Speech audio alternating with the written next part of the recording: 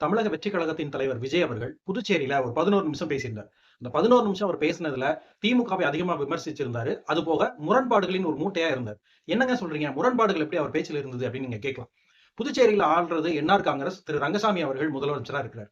ஆனா அங்க கூட்டணியில பாஜக இருக்கிறாங்க. புதுச்சேரியோட உள்துறை அமைச்சரா இருக்கிறவரு நமச்சிவாயம் அப்படிங்கிறவரு அவர் பாஜகவை சேர்ந்தவர். இன்னொரு விஷயம் பாண்டிச்சேரி ஒரு யூனியன் பிரதேசம் அப்படிங்கிறதுனால அங்க ஆளுநருக்கு தான் முழு அதிகாரம் இருக்கு.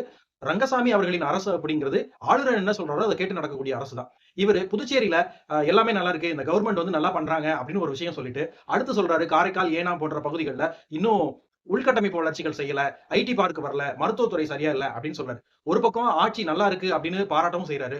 இன்னொரு பக்கம் உள்கட்டமைப்புகள் இல்ல, வளர்ச்சிகள் இல்ல, அதெல்லாம் நாங்க கொண்டு வருவோம் அப்படின்றாரு. மறுபடியும் சொல்றாரு தாவேகா வந்து ஆட்சி அமைக்கும் அப்படின்றாரு. அப்ப தாவேகா ஆட்சி அமைக்கும் ரங்கசாமி அவர்கள் கவர்மெண்ட்டை எடுத்துட்டு இவங்க ஆட்சி அமைப்பாங்களா? இல்ல ரங்கசாமி கூட கூட்டணி அமைச்சு ஆட்சி அமைப்பாங்களா? அப்படிங்கிற எந்த ஒரு தெளிவும் அவங்கள்ட்ட இல்ல. எங்க போனாலும் திமுகவை விமர்சிச்சு பேசணும் அப்படிங்கிற ஒரே ஐடியால பேசுறதுனால, என்ன பேசுறோம், ஏது பேசுறோம் அப்படின்னு தெரியாம தொடர்ச்சியா விஜய் பேசிட்டு இருக்காரு.